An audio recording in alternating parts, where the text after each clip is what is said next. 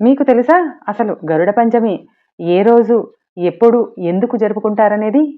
శ్రావణ మాసంలో శుక్లపక్షంలో వచ్చేటటువంటి పంచమీ తిథిని గరుడ పంచమి అని అంటారండి. శ్రీ మహావిష్ణువు వాహనం అయినటువంటి గరుత్మంతుని ఈ పవిత్రమైన రోజున పూజిస్తారండి. గరుత్మంతుని పెరియ తిరువడి, పక్షిరాజ, వైనతేయ, వినతసుత, విష్ణువాహన, నాగాంతక, సుపర్ణ, గరుత్మంత, కశ్యపేయ అని కూడా అంటారండి.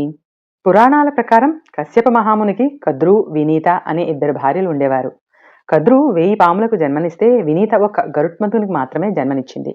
గరుత్మంతుడు తెల్లని ముఖంతో, డేగ ముక్కుతో, బంగారు శరీరంతో, బలమైన వ్యక్తిత్వం, భారీ ఎరుపు రెక్కలు మరియు తలపై కిరీటం ధరించి ఉండేవాడు. ఒకసారి కద్రువ మరియు వినీత ఇద్దరూ సముద్ర మథనం సమయంలో పొందిన 7 తలలతో ఎగిరే గుర్రం తోక రంగుపై పందెం కాస్తారు. 1000 పాములకు తల్లి అయిన కద్రువ నలుపు రంగని చెప్పగా, గరుత్మంతుని తల్లి వినీత తెలుపు రంగని చెప్పింది. పందెం యొక్క వాటా పందెంలో ఎవరు ఓడిపోతే మరొకరికి సేవ చేయాలి. కద్రువ తన కుమారులను పంపించి ఆ గుర్రం యొక్క తోకకు నలుపు రంగు పూయమని చెప్పి వినీతను మోసం చేసింది. కద్రువ మోసం చేయడంతో వినీత ఓడిపోయింది. దాంతో వినీత కద్రువకు దాసిగా మారాల్సి వచ్చింది. తన తల్లి దాస్యాన్ని తొలగించడానికి గరుత్మంతుడు నాగులను అడిగాడు. వారు దేవతల వద్ద ఉన్న అమృతాన్ని తీసుకొచ్చి ఇస్తే వినీతను దాస్య విముక్తురాల్ని చేస్తామని చెప్పారు. తల్లి కోసం గరుత్మంతుడు దేవలోకానికి వెళ్లి తన అపారమైన శక్తితో దేవతలను జయించి అమృత కలశాన్ని తీసుకొచ్చాడు. అయితే గరుత్మంతుని భక్తికి, ధైర్యానికి సంతోషించిన శ్రీ మహావిష్ణువు అతనికి దర్శనమిచ్చాడు. గరుత్మంతుడు శ్రీ మహావిష్ణువుకు తన హృదయంలో భక్తితో ఆరాధించాడు.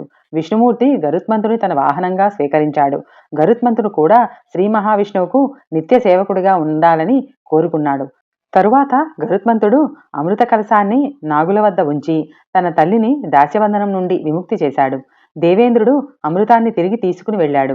గరుడుడి ధైర్యం, తల్లిపై ఉన్న ప్రేమ, విష్ణుభక్తి అందరికీ ఆదర్శంగా నిలిచాయి.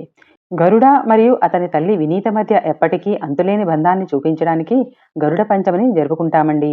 ఈ రోజున తల్లులు మరియు కొడుకులు తమ మధ్య ప్రేమ మరియు ఆప్యాయతను పెంచడానికి ఈ వ్రతాన్ని పాటిస్తారు. తల్లులు మంచి ఆరోగ్యం మరియు పిల్లల భవిష్యత్తు కోసం గరుడ దేవుని పూజిస్తారండి.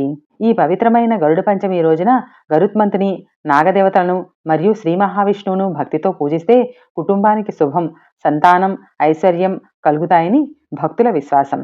ఓం గరుడదేవాయ నమః. శ్రీమన్నారాయణాయ నమః.